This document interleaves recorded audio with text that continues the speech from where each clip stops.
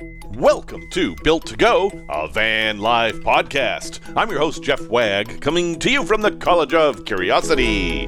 This time it's episode 283, and we're going to take a deep dive into electric camper vans. That is, vans that are propelled by electricity, because someone I know went really deep. We're also going to talk about running the exhaust from your diesel heater out the wall instead of out the bottom, a place to visit that is a winter wonderland, and how to get drugs. We'll get to that part. Anyway, welcome. Happy December, everyone. Thank you for joining me once again. As a reminder, I will be heading to Malta this weekend, and I will not be doing a podcast for next week, but I should pick it up the following week and tell you all about van life in Malta, which, as I've said, is very limited. But Malta is a beautiful place, and I do encourage everybody to visit if they can. So I have a friend named Tom. Tom and I have traveled a little bit together. We braved the waters of the Bermuda Triangle and survived the threats of Death Valley. Tom is a guy who travels, and he does so in vehicles, and he has been interested in the idea of creating an all-electric camper vehicle. A year ago, it seemed like we were just going down the path, and that's exactly where we were going to end up, and now that is much less certain. But Tom hasn't given up on this, and he's decided to dive in and take a much closer look at the realities of this. Specifically, what vehicles could you use, and how applicable are those vehicles to van life? So the two vehicles he really looked at in depth were the eSprinter and the Bright Drop. Now, we've talked about the Bright Drop a lot. This was GM's new van. It was going to replace the aging Chevy Express, and that would have been the end of the era of big American vans. The classic rear-wheel drive vans, they were going to be all gone. And as we know, that didn't happen, and Bright Drop's been canceled, and GM is still going to make the classic van that's basically the same design as 1982 or something. Anyway, Bright Drops are still out there, though. They did make a bunch of them. You can still buy them. They are still maybe being sold in Canada, so there should be some parts and stuff. But remember, with EVs, parts are less of an issue than with gasoline engines because just stuff doesn't wear out. You need brakes. You need other little components as they break, but not a lot wears out. Windshield wipers, stuff like that. Really little stuff. I would be more comfortable having an EV where it was difficult to get parts rather than an internal combustion engine where it was difficult to get parts. But, obviously that's a decision for you. Anyway, just letting you know what the heck a Bright Drop is. Tom visited a Bright Drop in St. Cloud, Minnesota, not far where he was from, and it is the only major service location in Minnesota, and so that's going to be the situation just about anywhere you are. It's kind of the same situation a lot of Sprinter owners find themselves in anyway, where there is basically one hub that can do the service, and you could be 1,000 miles away from it. Those of you who have ever had trouble in the desert southwest of the United States know exactly what I'm talking about. And that is definitely a thing to consider when you're buying a van. You absolutely have to consider, where are you going to get it serviced? You can do some of it yourself. You can use local mechanics for some of the stuff, but there will be times where you need to interface with a dealership for recalls and things like that. And that's why I recommend the Transit over all the other vans. That is its big crown jewel. You can get Transits serviced in many, many, many more places than any other van. But I digress.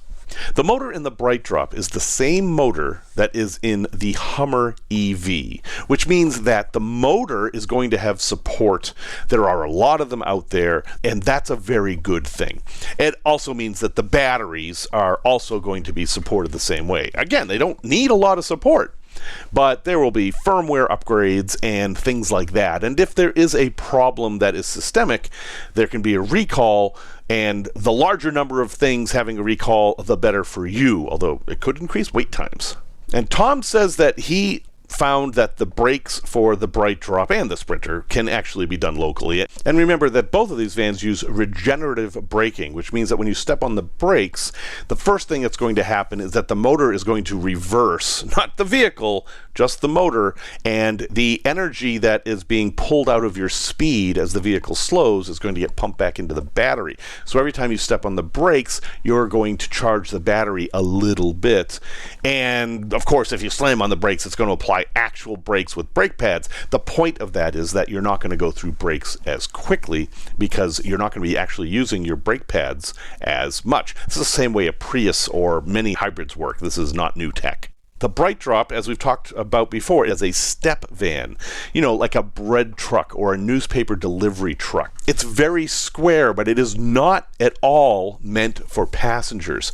The driver's seat is comfortable enough, and it's very modern up there, but the back is absolutely not have seats. If you need seating for 4, you're going to have to absolutely do something fancy to get that extra seating in the back, and that is tricky, and it probably won't technically be legal or insurable, so there's something to think about. As configured, the Bright Drop comes with just a jump seat for the passenger, which is, if you've ever worked for UPS at Christmas, which I have, jump seat is just this fold-down seat that it's a hard little platform. It's meant for sitting for 5 minutes, not 5 hours. So if you and a spouse were traveling in this thing, you would definitely want to replace that seat somehow. Whereas the Sprinter has, Sprinter seats. It's much, much more comfortable. And you can get actually the fancy seats in the Sprinter. So if you're looking for driving comfort right away, the e-Sprinter is a better option than the Bright Drop. Interesting thing about the Bright Drop is the dashboard. It is absolutely huge. In fact, Kevin thinks that he could possibly turn the cab of the Bright Drop into a separate bedroom. So if you wanted like a kid's bedroom and an adult's bedroom or whatever configuration, there's enough space on the dashboard that if you were clever, you could build a sleeping platform there and somebody could literally have a separate room and then you could close it off. That's an interesting thing. You could arguably do that with the Sprinter. People have done that where they hang a sleeping platform off of the handles or have them sit on the window sills, things like that. But the Bright Drop would actually be easier. So that's kind of a fun option. Also, he points out that the Bright Drop is not meant for audible comfort either. Everything rattles. I mean, it is really a step van. So it's not acoustically insulated, and it is really not meant for long trips on the highway. It's not an exploration vehicle as configured from the dealer. So that's something to consider too. This is the same problem all step vans have. They're very loud because, well, when they build them, they don't care about that. Now, there's no engine in the Bright Drop, so you don't have that noise, but you're going to have the rattles and the wind noise. And he points out something very important here. You can't drill through the floor between the axles because there's a big battery under there, and that's true for both vans, right? So you have to consider that if you're looking at the layout of the back and I'm going to put this here and that here, remember that you have very, very limited places where you can drill through the floor to get things out, unlike a traditional internal combustion engine van. So that is a big consideration. In the product review section, I will talk about a possible solution for that, but that is definitely something to consider. The way you design your interior is going to very specifically have to match the needs of an EV vehicle. That said, the Bright Drop is pretty square. The walls and the ceiling are very square, but the top is just a panel that lets light through, so there's absolutely no insulation and also no strength.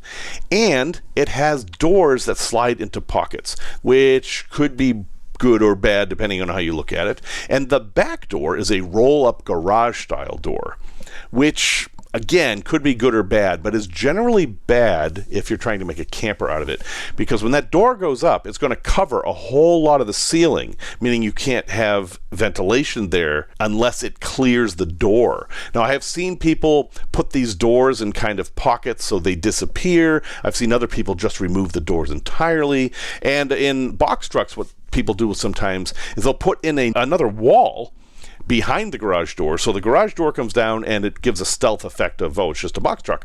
But when you lift up the garage door, you see there's windows and a door, and when you're parked somewhere, you would typically leave the door up. But that is something that you have to compensate for, whereas the e-Sprinter has the normal Sprinter doors. You can see the bottom line here is that the e-Sprinter, though it is electric, is actually much more like a traditional Sprinter, whereas the BrightDrop is something completely different. Also consider that if you can't drill between the axles, you also can't mount water tanks or propane tanks or anything under there. So all that stuff is going to have to be internal to the vehicle. Now, the big stuff, the stuff people care about. How far can you go in these things? Well, the e-Sprinter has a smaller battery. It's only 113 kilowatt hours.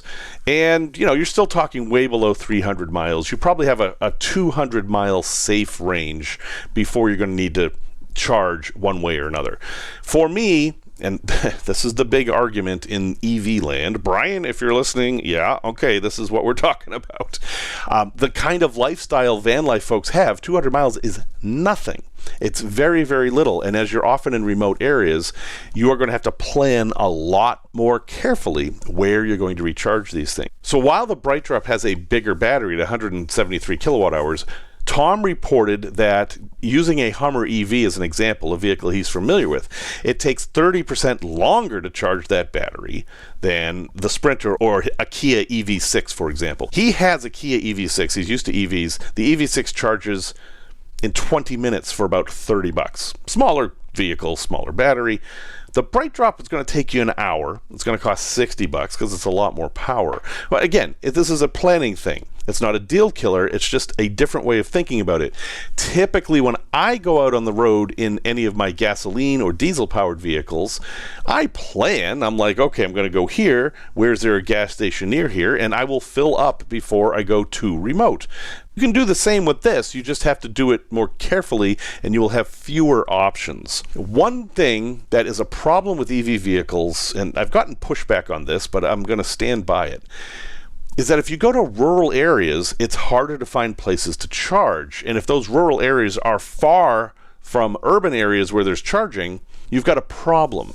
And while yes, you can plug into a regular household outlet if you have to. It'll take forever, but you can do that. Whose household outlet are you going to use? You like knock on the door of a farmhouse and say, hey, can I plug my van in for 12 hours and use a whole bunch of your electricity? I mean, I just don't see that happening. Now, if you know somebody, yeah, okay, that's fine. But if you're exploring, I think you're more limited in an EV than you would be with a gasoline engine or a diesel engine, and you also don't have the option of just carrying an extra 5 gallons or 10 gallons of fuel with you, unless you somehow could bring a massive battery, because a Jackery ain't going to get you any more miles than one of these things. And the conclusion of all that is that while the BrightDrop will have more range, it will take longer to charge as well. That's the trade-off. The charging port on the Sprinter is actually in the front grille, so you just pull up to the charging port, and that's pretty easy. From what I've seen about the EV charging stations, that's an easy location to use. In the BD, it's on the rear driver's side where you might have a gas fill, and that can be a little tricky. You might have to back in. It's just going to be a little more difficult to get your cord into the BrightDrop, but that's not a big deal. And he points out that one bonus of having this big battery in the BrightDrop is that it can act as a house backup system. Like if your power goes out, you can actually draw off the battery in the BrightDrop to power things in your house. Just remember, you got to charge the van back up before you head off. He makes a comment here that I disagree with. It's a little bit semantic. Kevin wants to use that one big battery for everything. He doesn't want to have 12 volt or 24 volt batteries in there. I think you still want to have two systems. The batteries that power the vehicle are, to me, comparable to the starter battery in an ICE vehicle, internal combustion engine vehicle, whereas for the purposes of van life, you want to keep that sacred. You don't want to draw from that because that's what's going to allow you to move. You want a separate battery system that you can accidentally run down and you won't be in trouble. His approach is different. He says, I've got this big battery. I want to use this big battery for everything. Because of that, he says solar is not useful in an EV vehicle. And he's right to any mathematical standpoint. The amount of solar power you're going to get out of solar panels, even on a big roof like your BrightDrop or a 170-inch wheelbase Sprinter, it's just a drop in the bucket. It just isn't enough to matter for that big battery. And it would be weird adapting it because the solar panels that you can just get off the shelf aren't designed for charging batteries at the voltage that the vehicle runs at. So I would have a separate battery system in there. I'd throw in 300 or 400 amp hours of regular old lithium iron phosphate batteries, or maybe some of those sodium batteries if they become more mainstream, and have that be separate. And in that case, solar is useful. And these roofs are great for solar. Now, the Bright Drop roof, you would have to put some sort of support under it. And the eSprinter roof is just a standard metal roof. You know how to do that. If you don't, there's plenty of support. So the back of the Bright Drop is fiberglass with aluminum studs. So you would probably try to run anything strong to those aluminum studs, and you could put 2x4s or 1x1s or whatever piece of wood you wanted. You could do aluminum struts between the existing struts, whatever you wanted. But you have these points of strength that you would ultimately attach everything to. That's fine. And the Sprinter, of course, it's the same body, basically, as a regular Sprinter. So you're dealing with the steel walls. I prefer the Bright Drop in this case because it's more like carpentry than dealing with the curved, thin steel walls of the Sprinter. And I just think it would be a much, much easier build in the Bright Drop. But while you would think that, Kevin points out that there's more space in the Bright Drop, but a lot of wasted space because of the sliding cab doors that go into these pockets that you can't really do much with. And that roll-up door, you got to deal with that too. So that's not such a great thing. And you're going to be able to buy accessories for your Sprinter. If you want to buy window covers or whatever for the Sprinter, that's just a matter of buying them. Bright Drop, you're doing everything on your own. In fact, I don't think there are any windows. You will be adding windows if you want windows. And the size is a bit different. The Sprinter 170 will fit in a typical parking space, usually.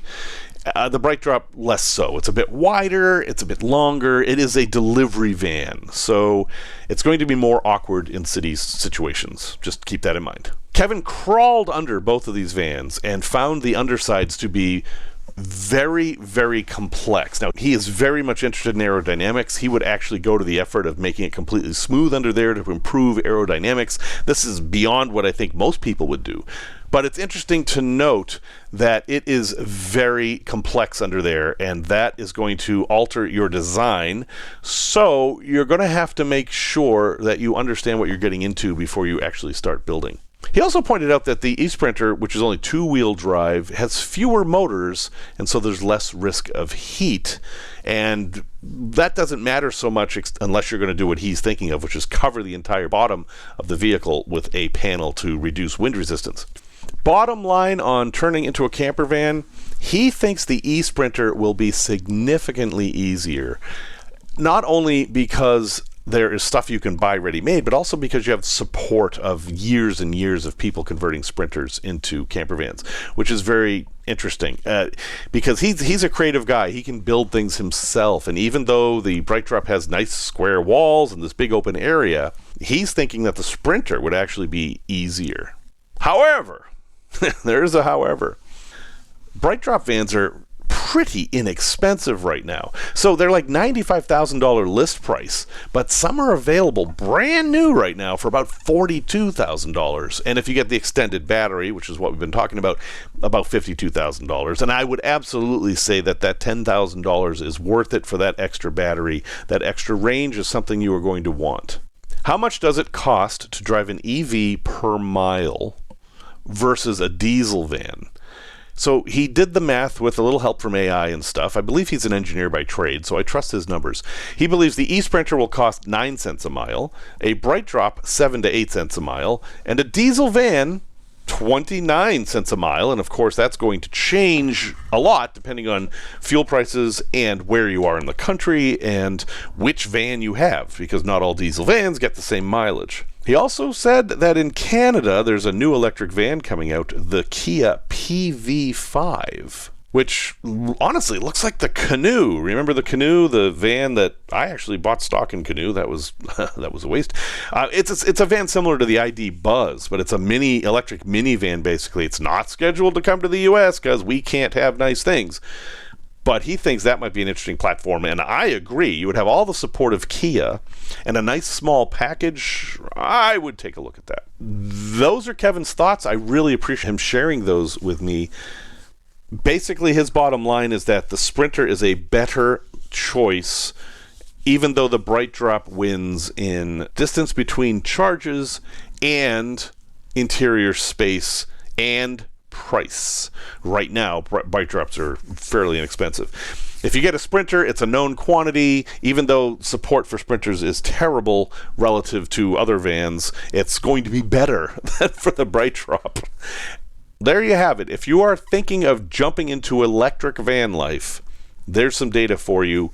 Personally, in my opinion, it's not time yet, at least not in the United States. The right van hasn't come along.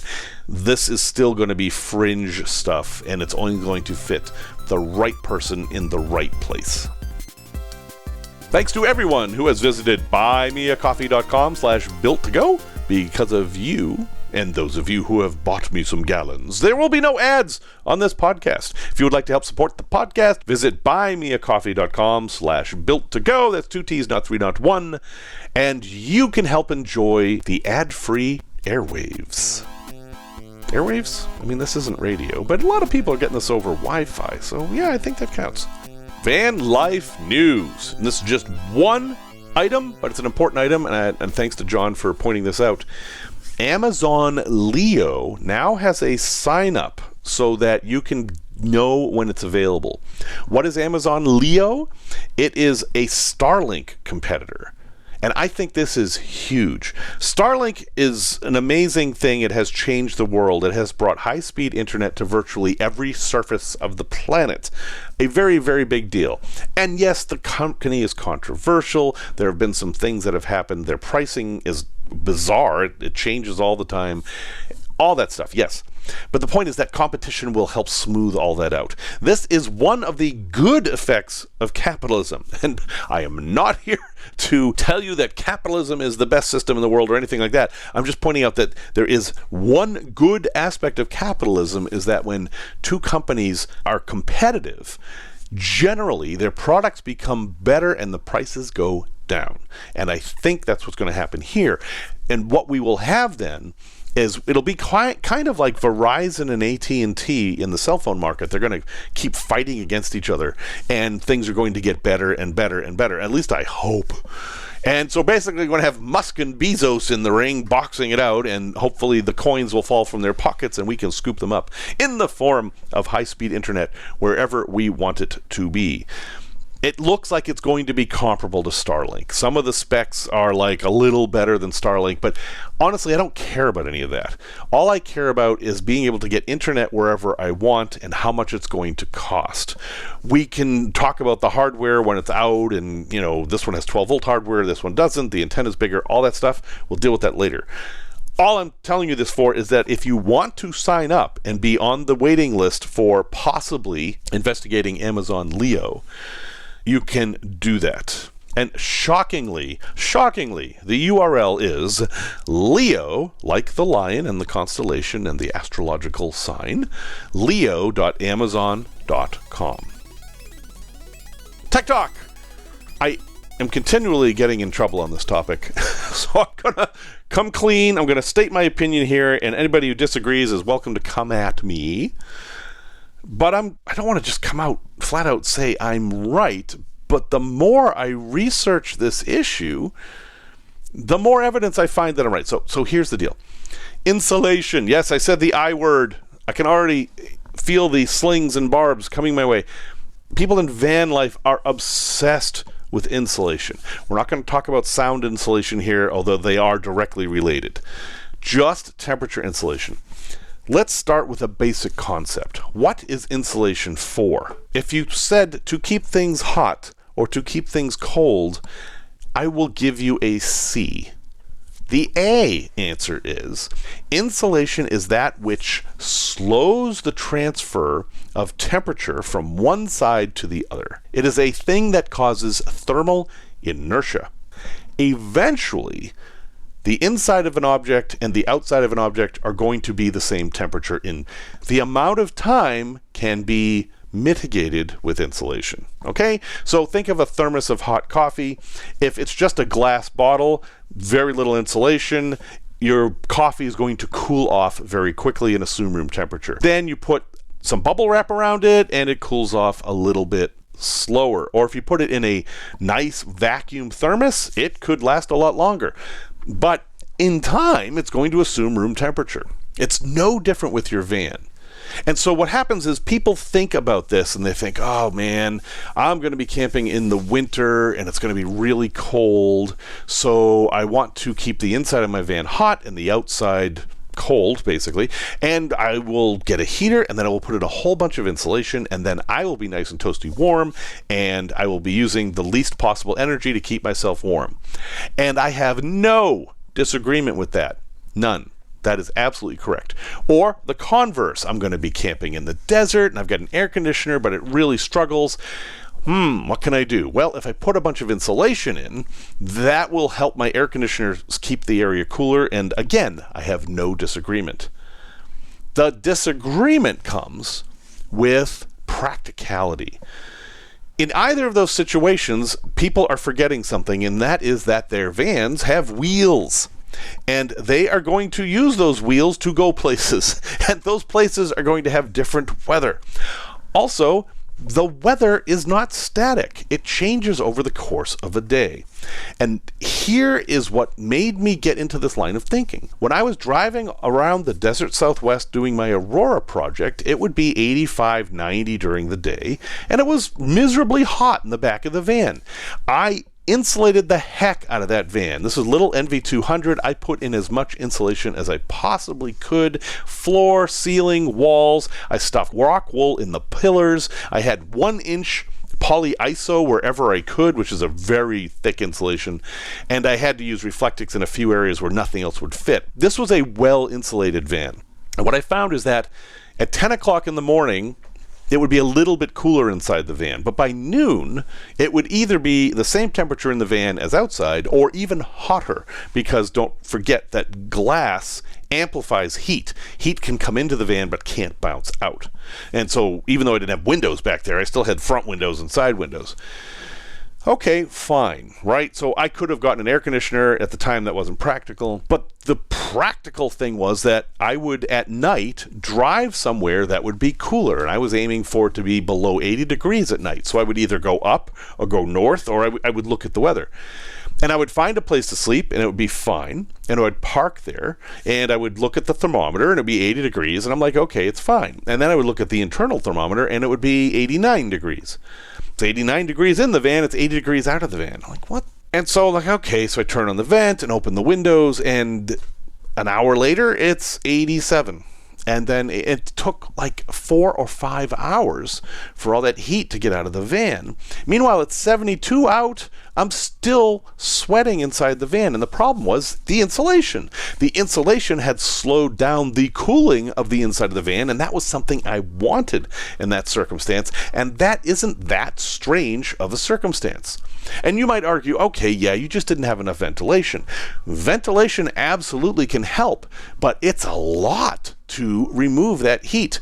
Remember that when your van heats up, it's not just the air heating up, it's everything. If you have 5 gallons of water in your van, that 5 gallons is also heating up, and it takes a long time to cool down 5 gallons of water. Water holds energy really well. Your insulation itself holds heat. You can put your hand up to it and think it's not warm, but that heat's in there. I mean, where else did it go? The sun's beating down on your van and the heat is going right into your insulation. Caveat here, that is thermal transfer insulation like fiberglass or rock wool or even wool versus radiant insulation like Reflectix. Heat bounces off of Reflectix, so it's a different story. Anyway, bottom line is there's a lot of heat stored in your van in different places, and it needs to get out. And if you insulate it well, it has no way to get out. So practically, for the way I camp, where I am not plugged in at night, I don't have air conditioning, it is better for me to have less insulation. And then you're like, oh no, but if you have less insulation, what about the winter? Well, guess what, folks? It is not hard to overheat your van to compensate for any lack of insulation. You can heat a tent. They make tent heaters. In fact, they make diesel heaters just for tents. It's called hot tent camping. You can be completely comfortable in a tent which has literally no insulation at all. So to my mind, insulation should be minimal. You want the least amount necessary, unless you are always camping at an extreme or you always have power. In something like my Airstream, where I have heating and air conditioning, insulation makes a lot more sense because I'm always going to keep the inside at the same temperature. It's a house on wheels. A van is a vehicle. You're going to be driving it during the day, and generally you're not going to be heating it all day long or cooling it all day long unless you're in it. Different people do different things. If you have pets, of course, you're going to do something different. But if you're driving from place to place, you're not going to do much with the back, and it's going to heat up or cool down, and then you're going to have to bring it back to temperature, and the insulation can get in the way with that. Just a couple other little notes, and then I'll get off my high horse. Insulation can also store moisture, which will then be released, which can be a problem. We talked a lot about the different kinds of insulations and how to avoid that, and this is where the idea of moisture barriers come up, and let's just say no, I don't think moisture barriers are a good idea. That's a whole other nasty topic. And so to summarize this in 5 bullet points, okay? Insulation slows heat transfer both ways, and sometimes that's a problem. Moisture has a harder time escaping. Yes, that's true. Ventilation can compensate for that, okay? You become dependent on active climate control. The more insulation you put in your van, the more dependent you're going to be on creating the heat or removing the heat with some air conditioner or heater or other mechanism. You lose the ability to equalize instantly. Think of a tent, right? A tent has no insulation. If it's hot out, it's hot in the tent. If it's cold out, it's cold in the tent. It's almost instant transfer. And if you've been driving through the desert all day and the van is hot, but the temperature drops a lot at night, you want to take advantage of that, and you can't if you have a lot of insulation. And the truth is, you don't need it. Also consider how much insulation costs, what a pain it is to install, how much space it takes up. It adds weight to your rig. It gets in the way of troubleshooting. Like, I've got a short somewhere. One of my wires has come loose. It's behind all the insulation. And animals can build homes in it. Ask me how I know that. So, bottom line, I think you want to do a very thin layer of insulation to help fight condensation, less than an inch for sure. You want to have a good amount of ventilation, and a diesel heater is a great thing to have, unless you are always staying in Florida or something like that. A diesel heater has enough power to keep your van warm, even if you have no insulation at all. Okay, I am off the soapbox, and the comments are open. Product review. That's twice I've mentioned diesel heaters so far. I have a problem that is similar to the folks in EV campers, which is that I can't put anything through the floor. I'm talking about my truck cap here. The truck cap has to be able to come off the truck. That is a requirement I am giving it. It has to be removable. If I had decided it was never going to be removed, then I could do different things. But my requirement is the truck cap has to be removable. Therefore, I can't go through the floor into the truck in any way, shape, or form. But I want to have a diesel heater. How am I going to do that? How am I going to run the exhaust out? Well, practically, I've got 2 choices. I either have to go through the ceiling, which I can. There's actually some advantages to that. Or I have to go through the walls. Either way, this device on Amazon will help me. The description is stainless steel 316 diesel heater exhaust port, 24 millimeter diesel heater exhaust pipe through hull pipe outlet for diesel heaters, through hull fitting for boats, trucks, garage, diesel heaters straight. And it is from a company called Kosoeur, Kosoeur. Obviously, there's a lot of people making these things. They cost about $15. They come in 2 basic variants, one that has a straight pipe on the inside and one that has an angled pipe. It's about maybe 100-degree angle. All this thing is a stainless steel hole. You drill a hole in your van and you stick this thing in there, and then it comes with gaskets, seals against the side or the roof of your van, and then you hook up your diesel exhaust to this. That's it. It provides a safe way to get a hot exhaust pipe through the wall of your van. It's an insulated thing, not directly insulated, but there's a collar that goes around the part you connect the exhaust pipe to, and that dissipates heat enough. An interesting effect of using this thing is you're going to get more heat because the exhaust pipe is going to be in your van and heat will come off of that. And you could even be a little clever. Haven't quite figured out all this, but I've heard people talk about it. You could run the exhaust pipe in such a way that it heated water. You could actually have hot water from this too. That requires a lot more engineering than I'm doing in this segment. Now, some of you with experience are like, this is a terrible idea. Because what this means is the exhaust hose will clamp to your diesel heater inside your van, and then it will run and then clamp to this thing inside your van. That creates 2 points where exhaust could possibly leak into your van. And you know what? You're right. That is absolutely a big concern. So if you do this, you have to be very, very careful that those connections are perfectly sealed. Your diesel heater comes with hose clamps, or Jubilee clips as they're called in other parts of the world. You probably don't want to use those. You're probably going to want to get better, heavier duty ones. And then you're going to want to test it. Now, how do you test this? Basically, while the thing is starting up before it gets too hot, you can do the soapy water thing like you do with propane, but you don't want it to get too hot because you don't want burning soap in your rig. And you do the same thing. You get some soapy water, say 50-50 Dawn and water or whatever, and put it on a sponge or paper towel, and then wipe it around the connections and see if there are any bubbles. If there are, you're not done. You are not allowed to use this heater until those bubbles go away, because this is a big safety thing. Also, you're going to have this big hot exhaust hose in your van that you're going to have to find a place to make safe. I have not quite figured out how I'm going to do this. I might go out of the wall. The problem with going out of the wall is that it'll be at the same height that if somebody's walking by, they could actually get burned. Like if I were parked next to another vehicle and the driver of that vehicle walked by and they brushed up against it, it would melt their coat. Also, there's no muffler.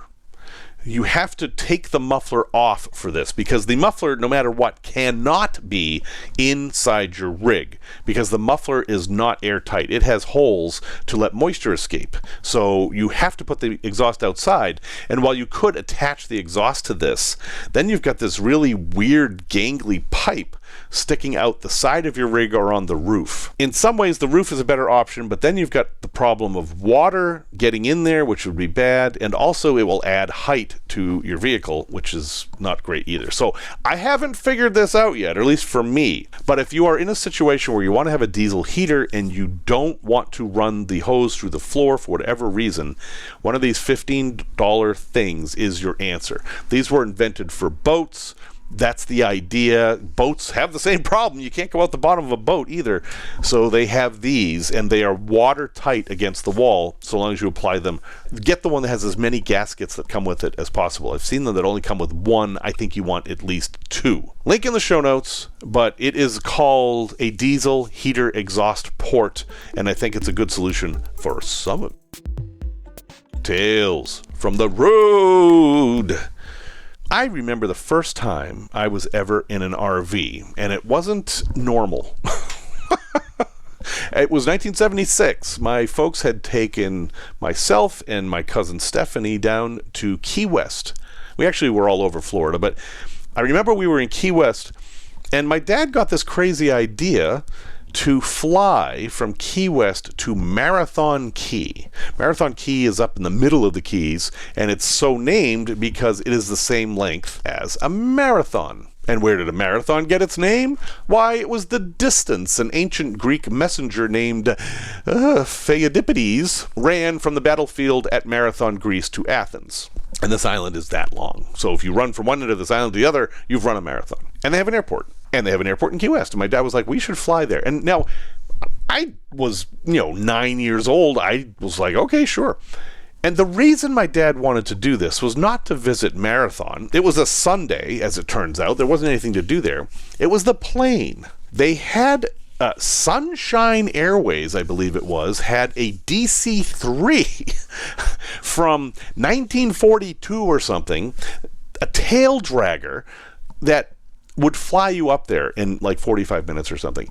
Now, if a DC-3s were an amazing plane. Some of them are still flying. These planes fought in every war since World War II, heavy use in the military, and they were the first really reliable passenger plane that was in broad use. I mean, they were the Model Ts of commercial air travel. But even in 76, they were getting pretty old. And I had flown before. I was in a traveling family. We 707s I was very familiar with. This thing was weird. You got into the plane from the outside. There was no jetway or anything like that. Stairs were attached to the door and folded down. But when you got on the plane, the floor wasn't level. The floor tilted towards the back of the plane because remember I said this was a tail dragger because the tails literally drag. There's a little tiny wheel at the back of the plane and then two what we would consider normal size wheels under the wings. And you've seen pictures of these things, I'm sure, but it's one of those old planes where the back dragged on the ground. And of course, that's how you had to load. That's how you got on the plane. Now, as you're taxiing down the runway, you are riding, kind of looking up into space. Very nicely reclined, as is everyone. Not possible to walk around. There was no issues of people getting up and going to the bathroom because you were pretty much trapped in your seat. And if you dropped anything, it went all the way to the back of the plane. And then as you started the takeoff process, you would actually gain enough speed that the back of the plane would start to fly first. The wings would level the plane out, and the floor would be normal, and the back of the plane would be in the air and no longer dragging, and then you would launch gracefully into the air and travel at a modest speed to your destination. Landing was the same, although you landed... There's a thing called a 3-point landing, apparently, where you land on all three wheels. We didn't do that. We did a 2-point landing.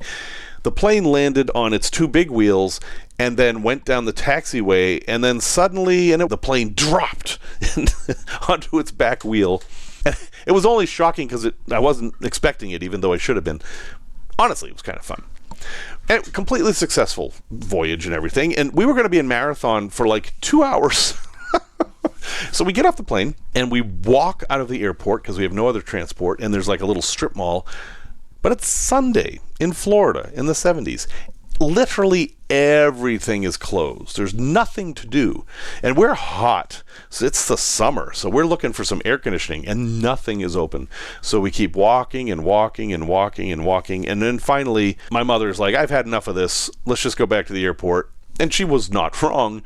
And so we turned around and went back to the airport. But at that time, my cousin and I were really dragging, and it was just miserably hot, and we were so far away that when this massive vehicle pulled up next to us and honked its horn, we were pretty happy. And what it was, now that I remember, it was a 1973 Winnebago Indian, probably a D22, which oddly is the same one I own. It took me a while to put this together. And the guy was super friendly, and he had air conditioning in there, and he invited us in.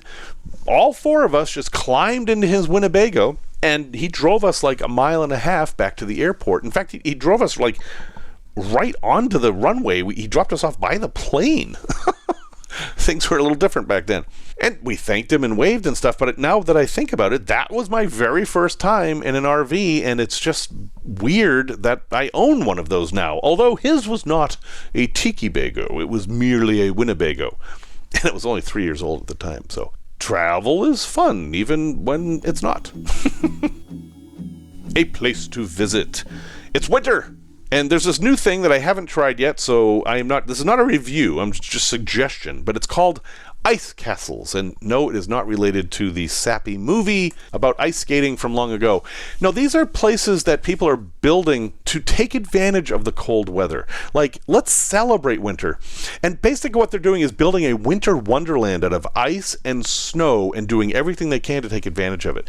And they're lighting these things up with beautiful colors. And there are tunnels and sculptures and sledding, and there's a bar, and you can drink a hot cocoa and stuff. And if you have kids, they can go play, and you can just sit there in this kind of winter wonderland. There's a bunch of them in the country, and they're a little hard to describe, but they have ice slides, ice sculptures, crawl tunnels, caverns and archways, an ice bar, and concessions. Now, people have generally reviewed these things positively. It seems like people like them. Some people have reported that the concessions and stuff are expensive. All right, that doesn't seem too surprising. But to get in, the tickets are between $18 and $26 for adults. It's more expensive on weekends because it gets crowded. If you're a senior, which to them is somebody over 55, hello, I'm raising my hand, there's a code senior26 and you can get 15% off. The thing I really like is that these are in places where winter gets old. You know, having lived in Vermont, and actually Utah was worse, winter can be very pretty, and I like it when I'm nice and cozy warm and there's a storm outside, but winter is also sometimes long. You just get sick of it. This is something to kind of add some fun to it. And apparently they've been doing it for 15 years. I had no idea. They have locations in Cripple Creek, Colorado, Silverthorne, Colorado, Edmonton, Canada, little love for our friends up north, Minnesota, and interestingly, New Hampshire, or as we would say, New Hampshire. I don't know. Seems kind of fun. I would like to try it out. And if you're looking for fun things to do in the winter or while you're traveling or whatever, this is something that you can stick in your quiver. I have a link in the show notes. It is icecastles.com. Pretty simple. And if you can't remember the code, I have it on my show notes as well. It's just senior26. And yeah, let me know if you do go. I would really love to hear a first-hand review of this place. Yeah, it's probably a touristy trap thing, but I don't really care. It looks pretty. Resource recommendation.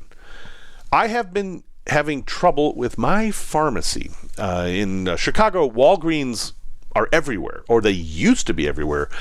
Walgreens is going through something. I don't know exactly what. They just became privately held and all this stuff, but they have stopped storing drugs at their locations. They have like a central distribution place. So when you go fill a prescription, the drugs have to come from the central distribution. All I can tell you is it doesn't work. From a customer standpoint, getting drugs from Walgreens is a pain in the butt now. And I am on, hey, I'm almost 60. I've got several different drugs I'm on, and you may too as you get to my age. And I'm supposed to take them every day, and because of insurance companies, they give you this tight window where you can only get a new one if you have only 2 pills left, and if you miss something, anyway, you get it. Prescriptions are a pain in the butt in the US. So I decided to try Amazon Pharmacy. This gave me some anxiety because, when Walgreens is working properly, I can just drive there and get my prescription. You can't do that with Amazon. But what I found is that Amazon is actually a better place to get drugs because they're more reliable and more efficient. Now, this is not an affiliate link thing. I don't get any affiliate code for pharmacy stuff from Amazon. So put aside your fears there. No, it's just been great. When my prescriptions are due, they send me an email. Do you want to order them? I say yes, and they appear in the mail, and that's it. I don't have to go to the pharmacy. I don't have to worry about them running out of drugs. They're just there. Adding my prescriptions to Amazon was super easy. I just told Amazon what they were and where they were. Amazon went and fetched them.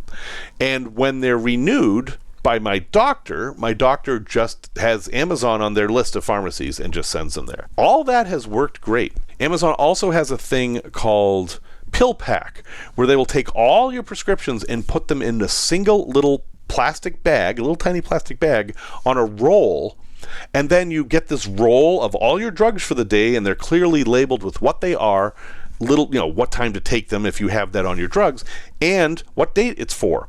So you can tell if you took your drugs or not. You can tell what days you missed or whatever. And if you're going to go away for 5 days, you can just rip off 5 packets. I would take 6 or 7 just to be safe.